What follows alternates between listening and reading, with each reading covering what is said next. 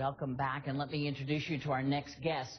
She served in the Hawaii National Guard and deployed to Iraq with a medical unit handling logistics and operations for 3,000 troops. He was an infantry platoon leader with the 101st Airborne and led daily patrols and combat operations throughout Iraq. Both were elected to Congress this past November, and both are with me now. Democratic Congresswoman Tulsi Gabbard of Hawaii and Republican Congressman Tom Cotton of Arkansas. Thank you both for coming here with your particular brand of expertise. And I want to ask you, looking at the war now and how you felt about it when you first touched down in Iraq and how you feel about it now, is there a difference? Well, I'll start out here. When I was activated for duty, it was actually my 29th Brigade Combat Team in Hawaii that was activated. I was serving in the state legislature, and like many of the other soldiers, this was not something, being a National Guard soldier, that was quite expected at that time.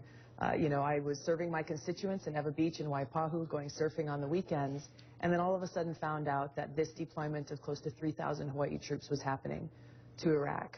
I was not on that first mandatory deployment roster, but knew very quickly that there was no way that I could stay home in the comfort of my house and in Hawaii and watch my brothers and sisters deploy, and recognizing the necessity to stand with them as they went off to combat. The experience completely changed my life and was a very big motivator in recognizing what are the true costs of war, seeing that on a daily basis, and bringing that experience here to Congress, where we have a very real responsibility of making those decisions about when and where to go to combat. And I remember those names and my friends and people who were lost every single day.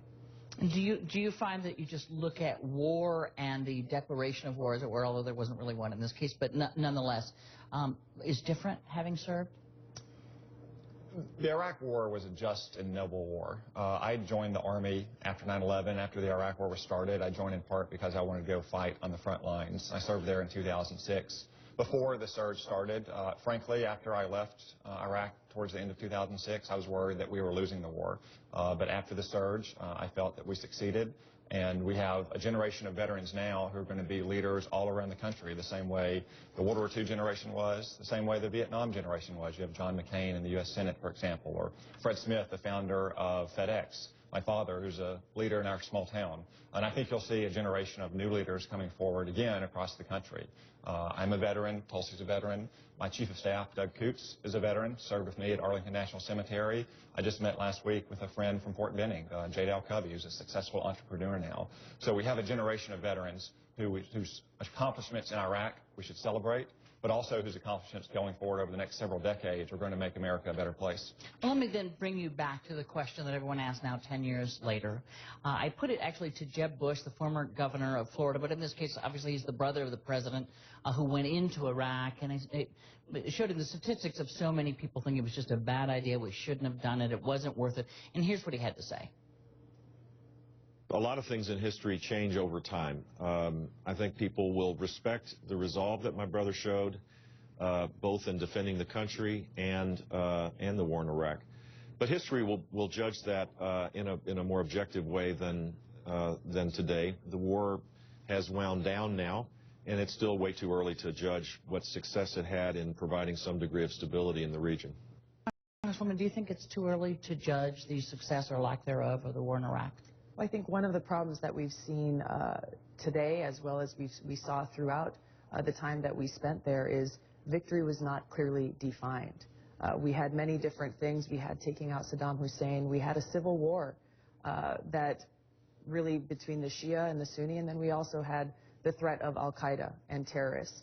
And our, I think, miscalculation there of fighting this unconventional threat, these unconventional terrorists who know no allegiance to a specific flag or country with very conventional tactics. So I think that as we look to the past and as we look forward to the future, we look to the threats that we're facing today. For example, North Korea, you talked about this a little bit earlier, countries that have very specific capabilities, that have nuclear weapons, that have missiles that are within range of places like Hawaii and Alaska, where the people in my community are very concerned about what kinds of actions we'll take.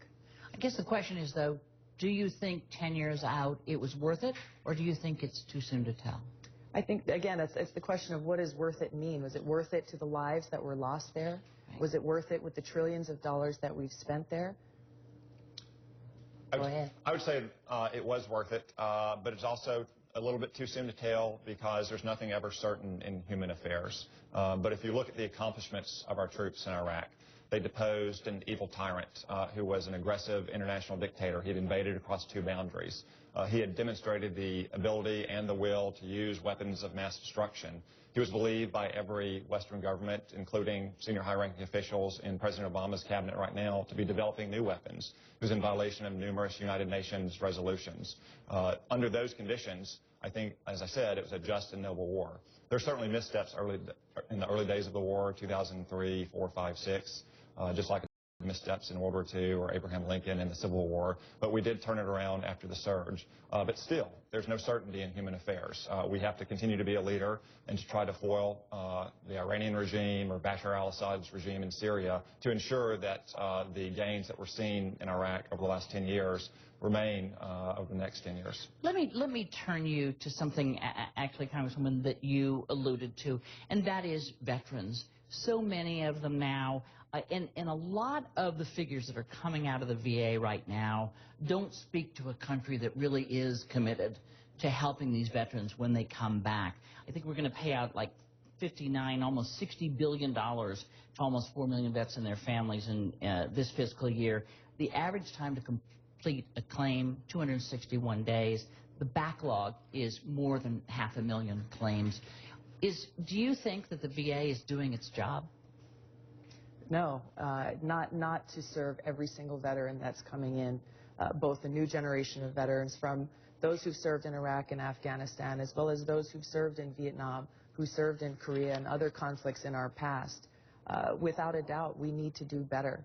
We need to do better in Congress to make sure that we as a country are fulfilling our responsibility to these veterans who've sacrificed so much, to their families, and get the respect and services that they have earned.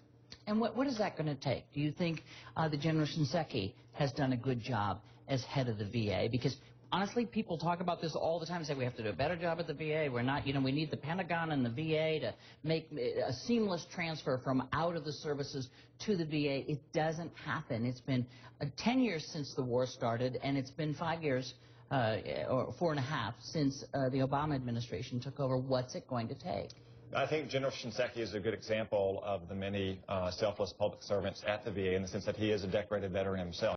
And I've dealt with VA officials in Arkansas and here in Washington. So many of them are veterans, and they want to do the right thing. Oftentimes, though, they may lack the resources, or they may lack the best practices. I mean, in some ways, the Department of Veteran Affairs is like, an insurance company or a claims processing company. They don't always have the best and most modern practices. And I think one thing we could do in Congress through oversight is to help to ensure that they're getting the kind of training and resources they need. I think the will and the desire is certainly there to serve veterans. If you look at an organization like Walmart, my home state, has just announced a new initiative where they're going to hire every veteran who applies for a job as long as they have a clean background check. It doesn't matter their skill set or their training, that they want that kind of experience there. So I think the country certainly appreciates veterans and wants to serve them. Sure. Sometimes it just maybe good needs a little bit intentions better just don't get them those benefits soon enough. Right, which is why I think it's important, and I appreciate Tom's service and being able to work with him as well as other veterans who are serving in Congress and the U.S. Senate, because it really is going to take all of us having a concerted focus, commitment, and effort to make sure that